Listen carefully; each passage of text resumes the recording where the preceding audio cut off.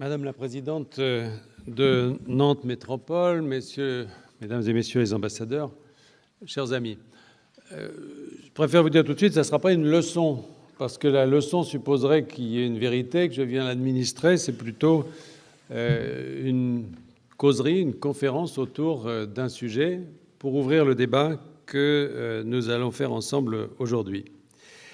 Le thème qui a été choisi, donc, France-Afrique, de l'ombre à la lumière. Je crois que si on m'a demandé de parler de France et d'Afrique, de cette relation France-Afrique, ça n'est pas parce que j'ai été ambassadeur au Sénégal, ça n'est pas non plus parce que j'ai dirigé de grandes ONG qui travaillent en Afrique. Je crois qu'on m'a demandé de parler de ça parce que je suis médecin avec une formation psychiatrique. Parce que la relation France-Afrique, pour moi, est une grande névrose. C'est une relation qui est faite de beaucoup d'ambivalence, de beaucoup de complexes, de beaucoup de quelque chose qu'on pourrait résumer par « je t'aime, moi non plus ». Et finalement, il faut l'aborder, j'allais dire, avec un peu de distance et essayer de voir comment se joue ce jeu depuis très longtemps entre ces deux entités que sont la France et l'Afrique. Quand on dit que c'est une névrose, souvent on voit la névrose chez l'autre. Alors quand vous parlez à des Français, ils vous expliqueront qu'en effet, les Africains sont très ambivalents dans leur relation avec la France. Mais l'inverse est vrai. Les Français aussi sont très ambivalents dans leur relation avec l'Afrique. Et c'est un peu, moi, ce qui m'a amené d'ailleurs à prendre des responsabilités diplomatiques. C'est un peu un concours de circonstances lié à cette ambivalence. Qu'est-ce qui s'est passé? Le président Sarkozy, en son temps, avait décidé, dans un discours très fameux à Cotonou, de rompre avec la France-Afrique. D'ailleurs, ce qui est assez amusant, c'est que la France-Afrique, on veut toujours rompre avec. C'est-à-dire qu'on est peu de gens qui disent on va restaurer la relation française. Non, on va rompre la France-Afrique. Donc il avait décidé de faire venir un certain nombre de personnalités qui n'étaient pas liées à la France-Afrique, au vieux réseau, etc., pour revivifier, rénover, assainir en quelque sorte ces relations. Et c'est dans ce contexte qu'on m'avait proposé d'être ambassadeur de France en Afrique, en Sénégal plus particulièrement. Et puis, alors que j'avais déjà fait mes valises, je n'étais pas encore tout à fait parti, discours de Dakar. Discours de Dakar qui sème une panique totale dans les relations, évidemment, avec le continent, et qui cause tellement de dégâts qu'il faut faire revenir très vite les réseaux, les vieux réseaux, pour essayer de recoller les morceaux. Et voilà le retour de la France-Afrique. Donc l'ambivalence, elle était déjà là, dans cette volonté de renouveler, d'assainir ces relations, et puis en même temps, on retombe immédiatement dedans. C'est intéressant d'ailleurs le discours de Dakar. C'est très amusant cette histoire. Le discours de Dakar, il a été écrit par Henri Guénaud, tout le monde le sait, et il a été écrit au cours d'une visite en Afrique qui était faite par le président Sarkozy, nouvellement élu, très important, il venait d'être élu. Premier voyage, première étape, Tripoli. Alors là, c'était Kadhafi qui était encore au pouvoir à Tripoli. C'était difficile, c'était tendu, il y avait un enjeu important. Donc toute la délégation était tendue dans cette histoire de la relation et du voyage à Tripoli. Puis ça se passe bien. Alors il remonte dans l'avion, prochaine étape, Dakar. Bon, Dakar, facile, on connaît. Voilà. Et pendant ce temps-là, Henri Guénaud avait écrit son discours. Et il l'avait écrit sans aucune connaissance d'ailleurs particulière sur l'Afrique. Il l'avait écrit après avoir passé toutes les élections à expliquer aux Français ce qu'il fallait penser. Il s'est dit, ce coup-ci, je vais expliquer aux Africains. Et il a fait un beau discours, au fond, décalant un petit peu ce qu'il avait lu sur l'homme grec en parlant de l'homme africain, etc. Et puis il ne l'a pas montré aux conseillers diplomatiques qui étaient dans l'avion, qui quand même s'en est préoccupé, parce qu'avant d'atterrir, ils avaient quand même envie de savoir ce qu'ils allaient faire raconter au président. Mais Guénaud ne voulait pas qu'on corrige son discours, alors il l'a sorti sur une toute petite imprimante. Vous savez, dans les avions, il y a des toutes petites imprimantes où les trucs sortent ligne par ligne, comme ça. Donc, pratiquement, ils n'ont pas pu le lire avant l'atterrissage, et le président Sarkozy s'est retrouvé dans un amphithéâtre avec un discours qui s'adressait à la jeunesse africaine. Malheureusement, pour ne pas qu'il y ait de désordre dans la salle, les organisateurs avaient surtout mis des gens du troisième âge. Donc, le discours, c'était « Toi, jeune Africain », et il n'y avait que des cheveux blancs devant. Alors, ça crée déjà un malaise, à quoi s'ajoutait le fait que ce discours était à la deuxième personne. « Toi, Africain ». Sarkozy avait beau pas connaître tellement l'Afrique, il voyait bien que c'est...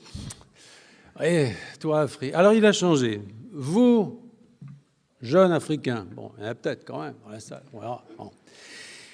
Et puis, ce discours a été lu, voilà, et il a donné lieu à une espèce de stupeur.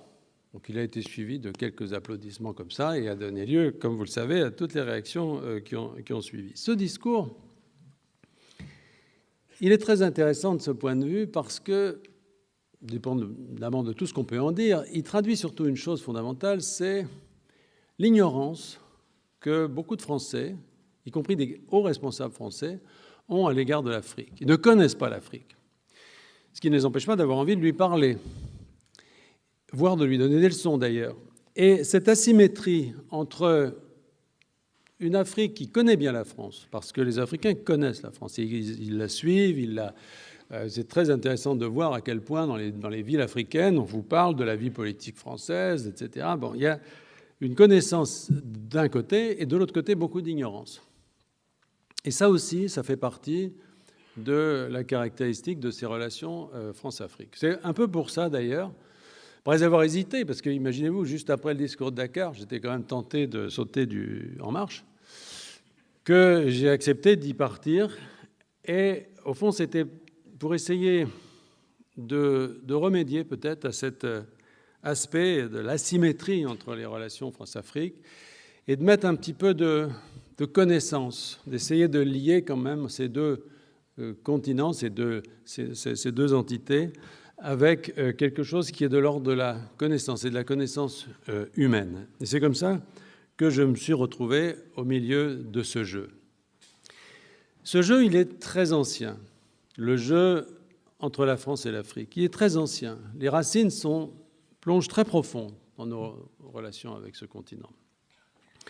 Elles plongent, Madame le maire l'a rappelé tout à l'heure, elles plongent évidemment dans une époque, XVIIe, XVIIIe siècle, où les relations avec l'Afrique étaient des relations superficielles, des relations de comptoir, liées au commerce triangulaire, liées finalement à des relations qui ne se faisaient qu'avec certains petits ports, en tout cas avec lesquels nous avions établi des échanges. Finalement, la pénétration du continent par les Français s'est faite beaucoup plus tard. Elle s'est faite au XIXe siècle.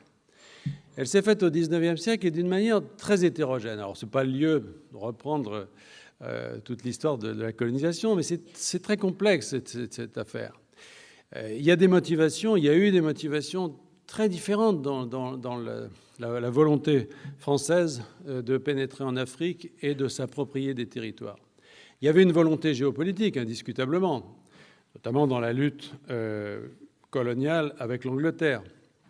Vous savez que la France avait choisi donc cet axe ouest-est, tandis que les Anglais ont choisi la ligne de Cecil Rhodes entre le Caire et le Cap, et que les deux lignes se sont croisées à un endroit qui s'appelle Fashoda, avec une bataille que nous avons perdue, et qui fait que la France s'est retrouvée avec deux ensembles coloniaux, un ensemble à l'ouest, l'Afrique occidentale française, et un ensemble à l'est, autour de la côte française des Somalies à l'est. Alors, il y a Djibouti. Il y a eu plein d'événements aussi très, très divers. Enfin, je ne veux pas rentrer dans le détail, mais bien sûr, il y avait cette dimension géopolitique. Mais il ne faut pas la voir non plus trop... Il ne faut pas penser, je crois que ce serait une erreur historique de penser que la France, d'une façon homogène, avait un plan dans sa conquête de l'Afrique. Je crois que ça s'est passé de façon beaucoup plus dissociée. Il y avait 10 groupes différents, il y avait des motivations différentes, des motivations religieuses de certaines congrégations religieuses qui voulaient en effet convertir et entrer par ce biais. Il y avait la motivation économique, il y avait la motivation civilisationnelle, Et elle encore, elle est questionnable. Vous savez, on entend souvent dire c'est Jules Ferry, les socialistes ont été à la base de l'œuvre coloniale. Mais pas tous, pas tous. Souvenez-vous de Clémenceau, par exemple. Clémenceau, il disait, alors c'était pas, son exemple n'était pas sur l'Afrique, mais peu importe, il disait, si vous voulez créer des débouchés avec les pays lointains, prenez un Chinois, il disait, amenez-le au faubourg Saint-Antoine, vendez-lui une armoire à glace et renvoyez-le chez lui. Voilà. Ce n'est pas la peine d'aller le coloniser. Et Clémenceau était dans ce débat contre ce processus colonial. Donc c'est une expansion française en Afrique qui est très hétérogène dans ses motivations, avec des personnages. Moi, il y en a un qui me fascine, qui est Brazza. Parce que Brazza, dans sa vie, a eu tout. Il a été d'abord une sorte d'humanitaire au départ. Vous savez que c'était un Italien qui avait choisi d'être officier de marine pour la France pour des raisons humanitaires, parce qu'il était anti-esclavagiste et qui voulait participer à ces bateaux, vous savez, ces missions de ces bateaux qui interceptaient les navires négriers dans le golfe de Guinée. Et puis, il a bien vu que ça ne fonctionnait pas, qu'on n'arrivait pas à les intercepter, tous ces navires, donc il a demandé à aller à terre et, au fond, à remonter les routes maritimes, les fleuves, pour tarir les routes de l'esclavage. C'est intéressant comment il est passé de l'anti-esclavagisme, un peu humanitaire, à la colonisation. Et il a créé finalement ce territoire du Congo-Brazza sur cette base. Et puis le Congo-Brazza a évolué, comme on sait, avec les compagnies d'exploitation, etc., qui ont commis des atrocités. Et il a été renvoyé à la fin de sa vie là-bas pour faire une sorte de constat, pour essayer de voir ce qui se passait dans ce territoire qu'il avait colonisé. Et là, alors qu'on avait tout préparé pour qu'il ne voit rien, il a réussi à pousser tout le monde et à aller voir la réalité des choses. Et il a écrit un rapport qui n'est sorti que très récemment, car il a été très vraisemblablement assassiné. En tout cas, sur le bateau de retour, il est mort à l'escale de Dakar.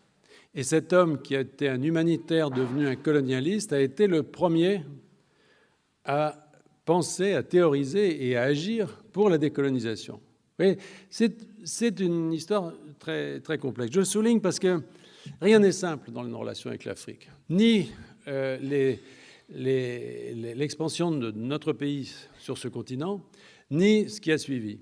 Donc c'est déjà de cette époque compliqué et contradictoire. Toujours est-il que cette colonisation française n'a pas été une colonisation de peuplement. Il y a eu finalement assez peu de colons. Et dans ces grands espaces, en effet, il y a eu une sorte d'occupation de type plutôt militaro-économique, mais finalement assez superficielle. Et au moment de la décolonisation, avec le général de Gaulle, donc au début des années 60, il y a eu donc ces processus de décolonisation qui se sont faits relativement harmonieusement pour la plupart des pays, pas pour d'autres. La Guinée n'a pas voulu prendre le choix de rester dans cette union française, dans cet ensemble que proposait le général de Gaulle. Donc il y a des pays qui sont sortis. Mais dans l'ensemble, la proposition, je dirais, de décolonisation s'est faite d'une façon relativement harmonieuse. C'est très intéressant aujourd'hui, d'ailleurs, de discuter de ça avec les Africains, parce qu'ils vous disent, au fond, il y a eu très très peu de guerres à ce moment-là, enfin, il n'y a pas eu vraiment de violence.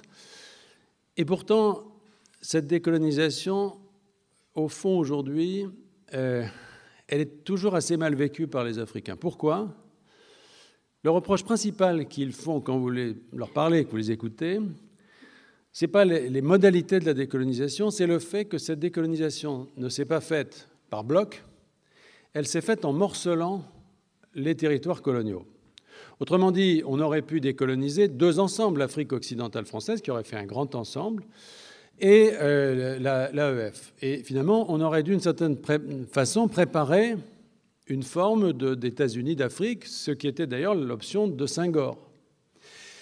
Et ça n'est pas celle-là qui a prévalu, c'est l'option d'Houphouët, c'est-à-dire l'option d'une décolonisation par petits bouts, par petits morceaux.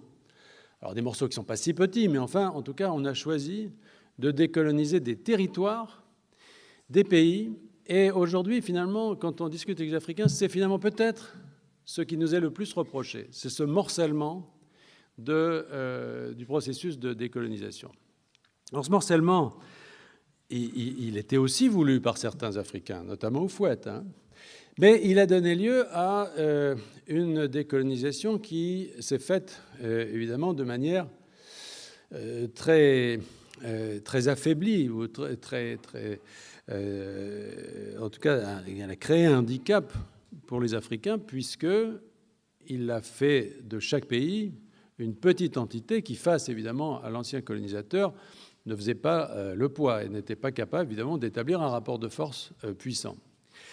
Et cette décolonisation par petits bouts, elle a eu lieu aussi dans l'intérêt de ce que les Français considéraient comme leur intérêt à l'époque, c'est-à-dire qu'elle a permis de maintenir un contrôle très étroit sur ces différentes entités. Il aurait été beaucoup plus difficile de maintenir un contrôle politique sur une entité unique ou sur deux entités, disons, alors qu'évidemment, sur ces petits États faibles, avec des appareils étatiques embryonnaires, nouvellement décolonisés, dont pour certains n'avaient même pas de capitale. Par exemple, la Mauritanie n'avait pas de capitale. C'était Saint-Louis qui servait de capitale. Il a fallu créer Nouakchott à ce moment-là.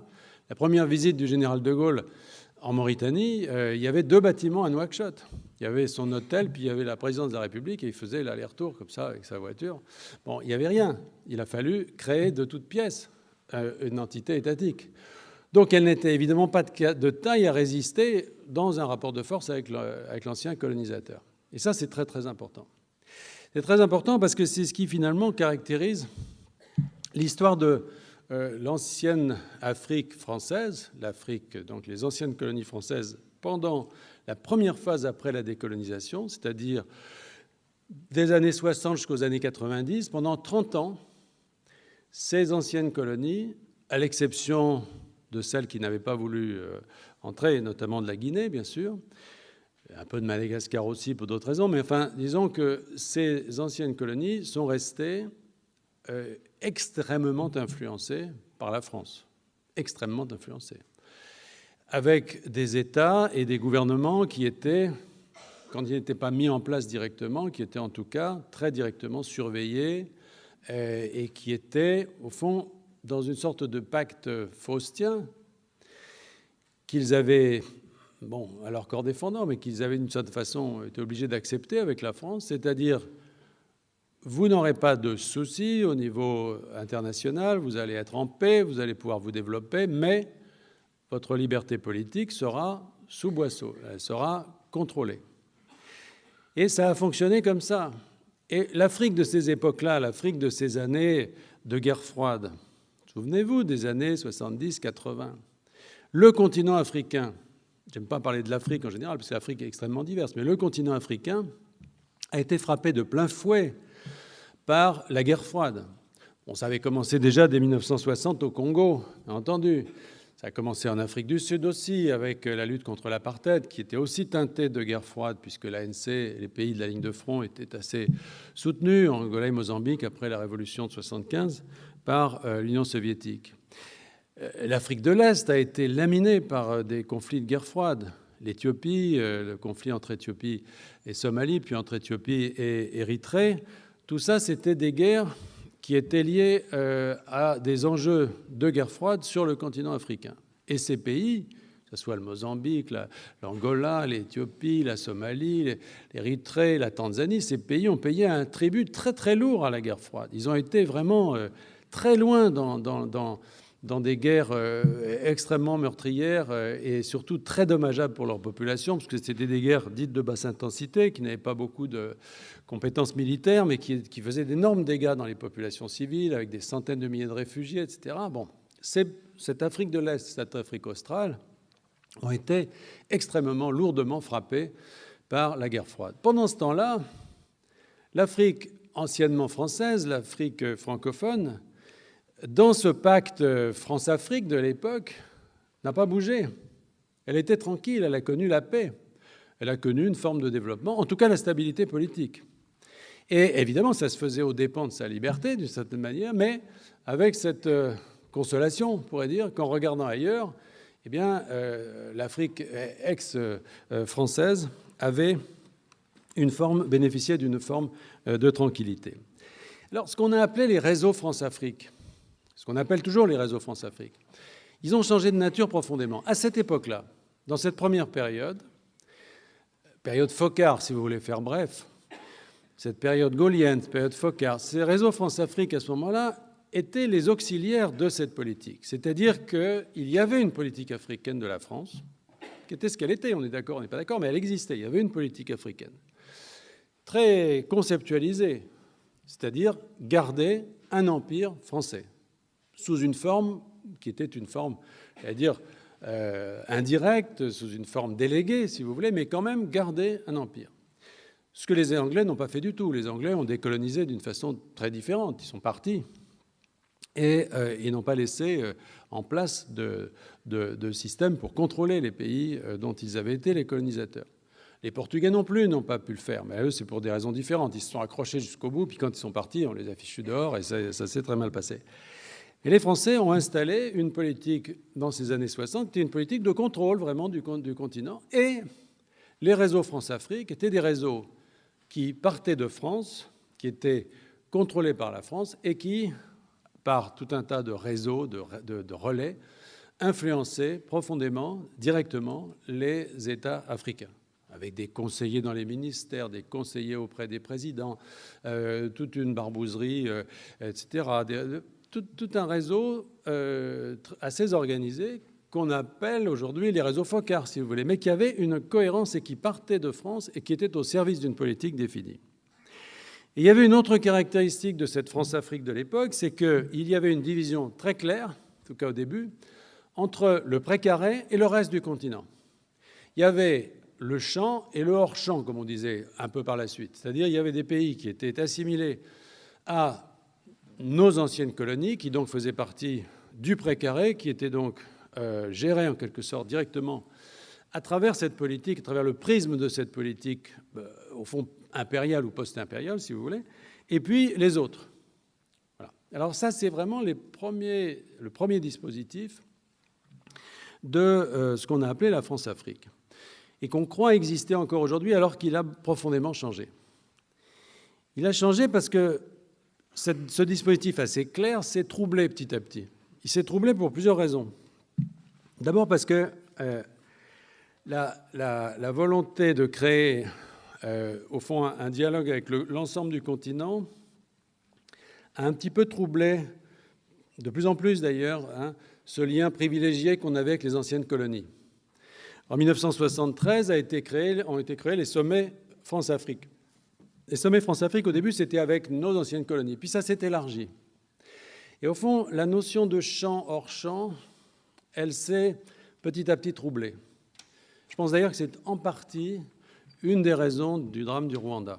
C'est une des raisons de notre départ du Rwanda en 1994, parce que au cours de ces expansions-réductions du champ, le Rwanda, les Grands Lacs, d'une certaine manière, à un moment donné, étaient rentrés dans le champ. C'est-à-dire qu'il y a eu toute une période où on était assez expansif dans notre vision. On avait fait entrer Mozambique, Angola, etc., et les Grands Lacs aussi. Et puis, il y a eu une sorte de rétraction, de retrait. Et au fond, on a mis du temps à pouvoir partir de Rwanda, et quand le génocide s'est produit, eh bien, la première réaction française, et en particulier du président Mitterrand, était de dire on n'y retourne pas. On n'y retourne pas. Et ça a beaucoup ralenti, disons, la décision qui a été prise par la suite d'intervenir au Rwanda. Enfin, peu importe. En tout cas, cette vision du champ et du hors-champ a bougé. Et elle a tellement bougé qu'aujourd'hui, elle n'existe plus. Aujourd'hui, les sommets France-Afrique sont des sommets qui se font entre la France et tout le continent, tout le monde. Ils ont même été dénommés les sommets Afrique-France à partir de 2010. Le premier qui a eu lieu à Nice sous cette dénomination en 2010. Donc déjà, vous voyez, ce face-à-face simple qui existait entre la France et ses anciennes colonies et qui sous-tendait cette notion de France-Afrique s'est troublé avec ce changement de périmètre. Et puis, surtout, ce qui a changé, c'est notre politique. Et elle a changé à partir notamment de 1989, c'est-à-dire de la fin de la guerre froide. C'est là où le pacte, en quelque sorte, sur lequel on avait fonctionné pendant longtemps, s'est en quelque sorte volatilisé, s'est effondré. 1989, c'est le moment où, vous savez, on a voulu opposer à la perestroïka la paristroïka, on disait. C'est-à-dire qu'au fond, l'Union soviétique a accepté de démocratiser les anciens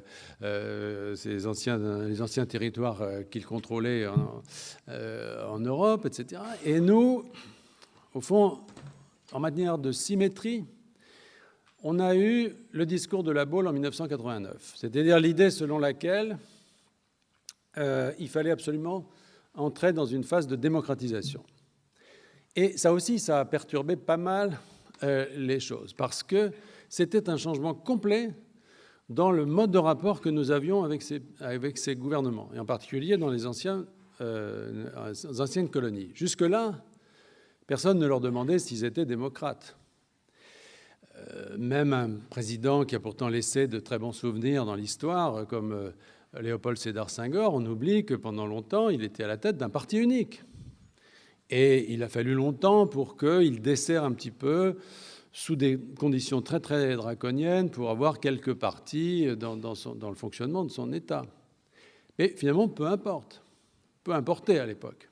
À partir de 1989, les conventions nationales, la démocratisation et une panique véritablement qui s'empare de ces gouvernants qui avaient pris l'habitude, au contraire, d'être soutenus directement par la France.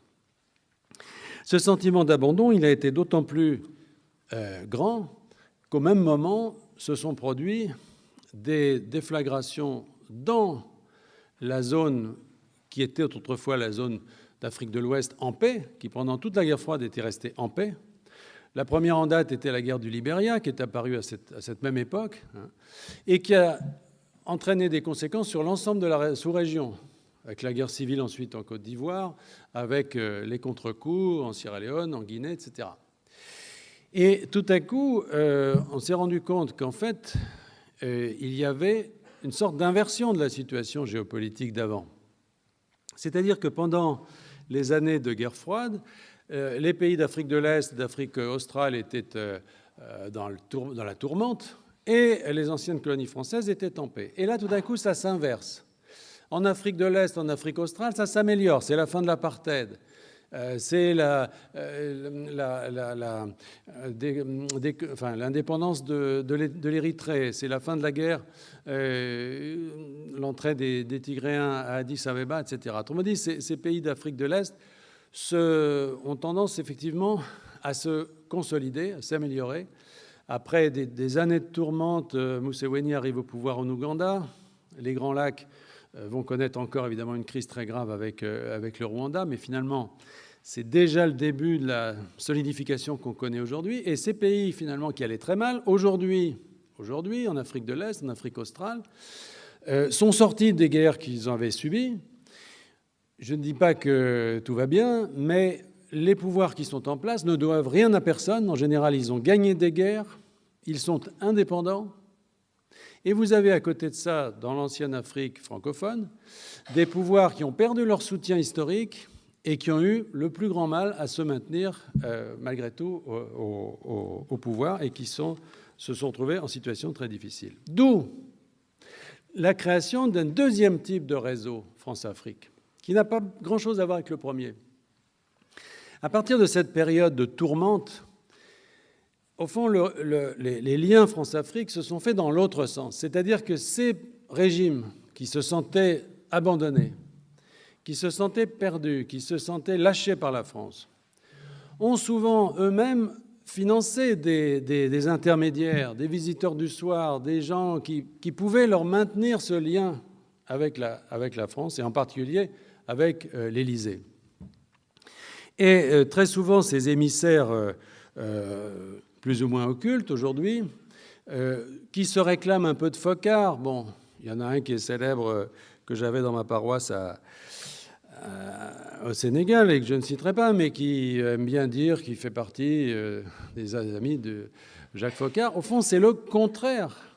Ils ont prospéré sur, au fond, l'effondrement, la disparition de la politique africaine française. Car au cours de ces années, et depuis la fin de la guerre froide, il n'y a plus de politique africaine de la France, au sens cohérent, qu'elle soit bonne ou qu'elle soit mauvaise, mais il y a une sorte de vision extrêmement flottante de nos rapports avec l'Afrique et qui pratiquement crée une situation de vide et de désespoir. Il faut se rendre compte que, par exemple, à chaque sommet France-Afrique continental, quand vous avez la France d'un côté et tous les pays africains, les pays francophones veulent quand même garder un accès privilégié à la France. Ils n'aiment pas l'idée de se retrouver mêlés avec des pays qui ne sont pas des pays qui ont la même histoire qu'avec notre pays. Et c'est là où on est en pleine névrose, c'est que si vous voulez, cette idée que la France les occupe, les opprime, etc., tout d'un coup, ils la mettent de côté au profit d'une autre idée, c'est que la France les abandonne. Et il y a dans ces circonstances quelque chose qui apparaît, qui est la nécessité donc de rétablir à toute force ces liens. Et ces liens, ils ne sont plus du tout institutionnalisés comme ils ont pu l'être du temps de Foccart. Ils sont beaucoup plus informels, je dirais. Il y a par exemple des sociétés de conseil d'image, qui sont payées très cher et qui peuvent créer des liens comme ça avec l'Élysée. Imaginez-vous pour un président africain, francophone, hein, d'une ancienne colonie française, c'est très très important de pouvoir mettre en scène une poignée de main avec le président de la République, etc. Et pendant toute cette période, il y a eu une vraie stratégie, j'allais dire payante comme ça, pour y parvenir. Ce qui d'ailleurs posait beaucoup de problèmes. Moi, je me souviens quand j'étais ambassadeur, il y avait une société comme ça qui conseillait à la fois notre ministre des Affaires étrangères ici et le président dans le pays où j'étais. Imaginez-vous, la même société. Autrement dit, quand j'écrivais un télégramme qui pouvait être confidentiel, qui était lu par le ministre, il était lu aussi par des gens qui étaient placés auprès du ministre par cette société privée. Et c'est comme ça que je me suis retrouvé une fois avec un télégramme dans le Canard enchaîné. Bref. En tout cas, ces liens sont compliqués et je pense qu'on a atteint à un moment donné un stade véritablement critique dans ce domaine. Alors, les pays africains ont essayé d'utiliser d'autres enceintes d'ailleurs pour resserrer ces liens avec la France, notamment les sommets de la francophonie. Bon, les sommets de la francophonie permettent de maintenir un espace francophone, un espace de dialogue francophone plus important. Mais surtout, pendant ces années-là, beaucoup de ces anciennes colonies françaises ont cherché d'autres partenaires. Ils ont cherché de nouveaux partenaires. Et ils se sont dit, puisque la France nous abandonne, puisque voilà, il faut se trouver d'autres débouchés, d'autres soutiens, on va les chercher ailleurs. Et ils ont eu un certain nombre d'espoirs comme ça. Souvenez-vous, le grand plan africain de Bill Clinton, par exemple. George Bush visitant aussi l'île de Gorée, vidée de ses habitants d'ailleurs, pour annoncer un grand plan pour l'Afrique. Bon, les États-Unis, l'élection d'Obama, Madame le maire l'a mentionné, et au fond, déception, c'est pas passé grand-chose. Les Américains ne sont pas à l'aise avec l'Afrique, ils savent pas y faire. Moi, je me souviens d'un déjeuner qui avait été organisé sur un porte-avions américain comme ça, pour établir des liens avec l'armée sénégalaise. Et on nous avait invités, j'étais avec l'ambassadeur des États-Unis. Alors j'étais content parce qu'en fait, il fallait atterrir, ça ne fait pas atterrir, mais apponter avec un avion, c'est sympa, c'est le truc avec un crochet comme ça qui vous remonte tout le déjeuner. On arrive et l'amiral qui nous recevait, il y avait toute la fine fleur de l'armée sénégalaise. Il était très content et il dit, ben voilà, je vous ai préparé un bon déjeuner. Et les Sénégalais ont dit, mais oui, mais c'est le ramadan. Et ils n'avaient juste pas prévu. Voilà. Donc, ils ont encore du boulot. Mais ce n'est pas les seuls. C'est-à-dire que les autres partenaires, il y en a eu plein, qui ont suscité un enthousiasme. Les Indiens ont suscité un enthousiasme à un moment donné. Puis finalement, Mittal a acheté un certain nombre de mines un peu partout et n'en a pas fait grand-chose. Les Iraniens ont suscité beaucoup d'intérêt, jusqu'au jour où on s'est aperçu qu'ils jouaient double jeu et que souvent ils armaient des guérillas, etc. Enfin bref, ils ont beaucoup déçu. Les Chinois. Alors les Chinois. Mais les Chinois ne sont pas des philanthropes, je ne vous apprends rien. Et les Chinois paient en Afrique pour ce qu'il y a à vendre. Alors ce qu'il y a à vendre, c'est deux choses. Premièrement, lâcher Taïwan. Ça, c'est la première étape. Un pays qui reconnaît Taïwan et qui va se mettre à reconnaître la République populaire de Chine, là, bingo. Ça vaut quelque chose. Après, tout dépend des richesses, tout dépend des débouchés, tout dépend de ce qu'il y a à acheter. Et les Chinois se comportent non pas comme un partenaire d'ensemble qui s'occupe d'éducation, qui s'occupe de... Non, ils se comportent comme des prédateurs économiques en important leurs travailleurs et en faisant une exploitation de telle ou telle zone, que ce soit forestière ou minière, sans aucune considération des problèmes écologiques ou sociaux. Donc, là encore, frustration et déception, et beaucoup de méfiance qui se sont installées. Donc finalement, les choses, pendant ces années, se sont compliquées pour l'Afrique francophone. Et qu'est-ce qu'on a observé? On a observé que dans ces années 90-2000, jusqu'à maintenant, il y a eu en effet une période très très difficile. Disons, l'après-guerre froide en Afrique de l'Ouest a été très difficile. Et puis quand même, ces pays s'en sont sortis. La Côte d'Ivoire est sortie de sa guerre civile, alors on peut questionner comment, on peut faire des critiques, etc. Mais enfin, le fait est que la paix est revenue en Côte d'Ivoire, que le pays se remet à se développer. La Sierra Leone et le Libéria aussi, d'une certaine façon, sont sortis de leur guerre civile avec des gens comme Ellen Johnson qui font un travail très difficile pour remettre le pays sur des rails, mais ils y parviennent. En tout cas, il y a la paix.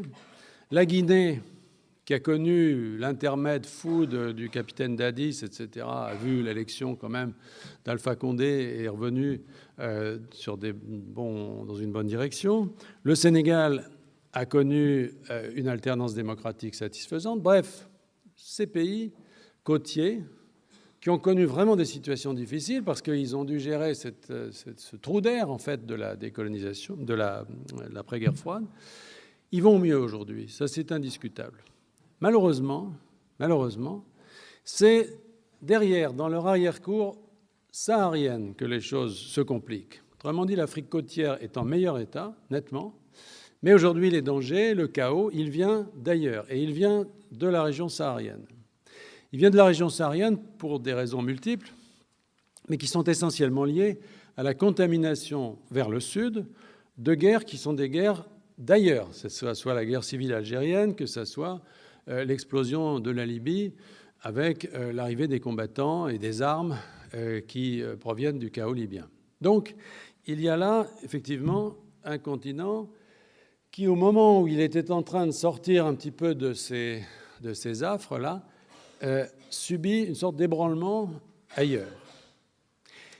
Alors, dans la relation France-Afrique, ces 5 dernières années, par exemple, qu'est-ce qu'on a observé? On a observé que ce qui nous a obsédés, la seule réponse que la France a fournie, et il fallait le faire, c'est une réponse de type militaire à ces nouveaux dangers venus de l'intérieur. Opération au Mali, opération en Centrafrique, toutes les opérations qui se font en ce moment, plus ou moins directement, autour de la Libye. Autrement dit, l'effort militaire français a résumé d'une certaine façon, pendant 5 ans, les 5 années de la présidence Hollande, à sous-traiter d'une certaine façon de la politique africaine aux militaires. Avec en revanche un grand silence sur la question des relations civiles et des relations économiques avec l'Afrique. Et ceci pose un problème considérable parce que, en effet, je crois qu'il faut faire crédit à François Hollande que d'avoir coupé le fil de ces barbouzeries et de ces relations occultes et de ces visiteurs du soir, etc. Il a baissé considérablement le niveau aussi de la cellule Afrique de l'Élysée, de tout ça, etc. Mais d'une certaine manière, le problème a été réglé en dévissant le bouton rouge, si vous voulez, pas en apportant une solution au problème. Et c'est vrai que pendant cette période de 4 années, il n'y avait plus de réseau, mais il n'y avait plus non plus de politique, si ce n'est la politique de type militaire par laquelle on a voulu répondre aux défis de cette Afrique perturbée, encore une fois, par ces guerres venues d'ailleurs. Alors aujourd'hui, pour arriver à la fois au cœur et à la conclusion aussi de cette discussion, aujourd'hui, de l'ombre à la lumière. Alors vous avez mis un point d'interrogation. Moi, j'aime pas les points d'interrogation. Je trouve que ça fait un peu Montbrial, quel passé pour quel futur. Enfin bref. Mais c'est vrai que malgré tout, il faut en mettre un. C'est vrai qu'il faut en mettre un.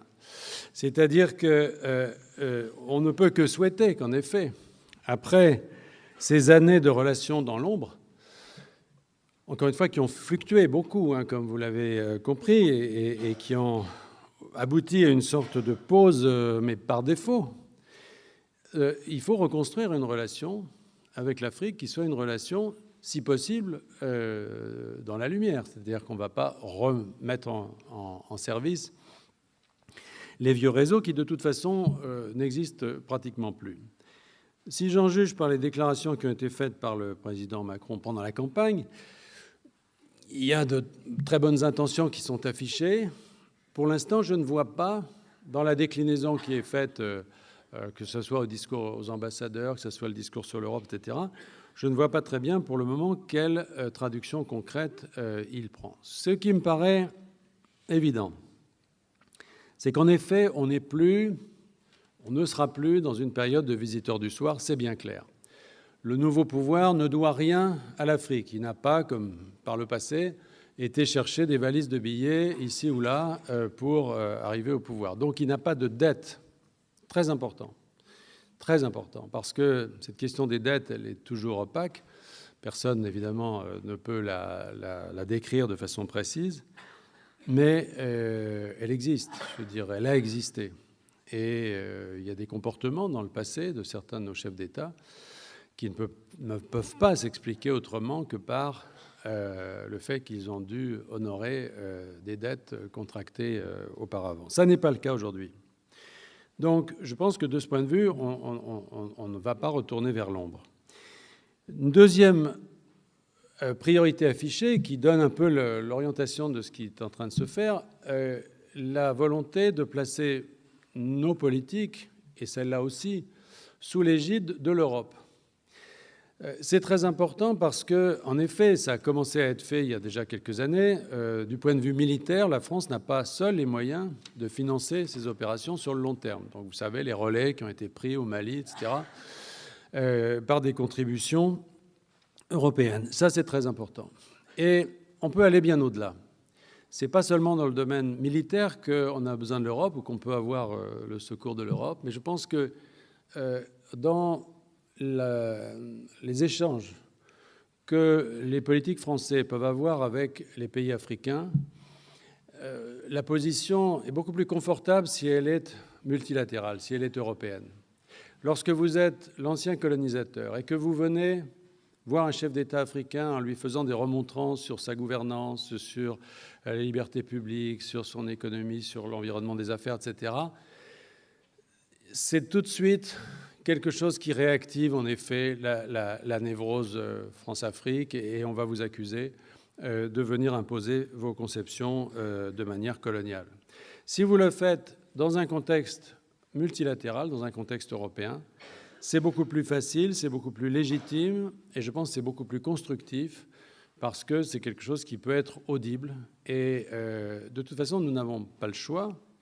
Les pays européens sont peu demandeurs finalement de politique africaine. Pour certains pays, notamment centre-européens, l'Afrique n'existe carrément pas. Mais quand même, la France a cette réputation d'être un peu la conscience africaine de l'Europe. Et donc, nous pouvons nous servir de cette position, de ce passé, pour le meilleur et pour le pire, pour mobiliser quand même les politiques européennes en direction de l'Afrique. Et puis, de toute façon, nous n'avons, j'allais dire, pas le choix, dans la mesure où, à la faveur, ou si je puis dire, de l'effondrement de l'État libyen, se sont mises en place des routes clandestines migratoires à travers le Sahara qui font qu'aujourd'hui, la démographie africaine fait peser sur l'Europe et sur la France, évidemment, une extrême pression migratoire. Ces migrants qui arrivent d'abord en Italie, qui arrivent d'abord sur les côtes et qui ensuite se répartissent dans le continent, ces migrants, de toute façon, nous posent un problème que nous ne pouvons pas ignorer. Donc je pense qu'il y a là quelque chose qui est de l'ordre, j'allais dire, de l'interpellation. On ne pourra plus faire comme on a pu faire ces dernières années, c'est-à-dire, au fond, faire comme si, d'une certaine façon, l'Afrique n'existait pas. Donc, je conclurai en disant que, en effet, nous n'avons pas le choix. Et que cette vieille histoire commune qui est nouée autour de l'histoire, qui est née autour de la langue, qui est nouée autour des drames, mais qui est née aussi autour des espoirs qu'a pu représenter pour le continent africain le contact avec un pays comme la France, qui n'est pas qu'un pays colonisateur, qui est aussi un pays de liberté, un pays de démocratie, font que de toute façon, même si on n'en voit pas encore les traits de façon très claire aujourd'hui, il faut qu'il y ait de nouveau une politique africaine, et qui ne soit pas la politique des réseaux, ne soit pas la politique des barbouzes, ne soit pas la politique des copains, mais qui soit conçue dans le cadre d'une politique étrangère comme un pan majeur de notre politique étrangère, car nous avons en face de nous un continent qui va faire 1 milliard d'hommes, qui est un continent à la fois de richesse et de pauvreté, qui est un continent de mobilité, qui est un continent de jeunesse, et que nous n'avons pas d'autre choix que de tisser avec lui une relation qui ne soit pas seulement basée sur le passé, mais sur l'avenir. Merci.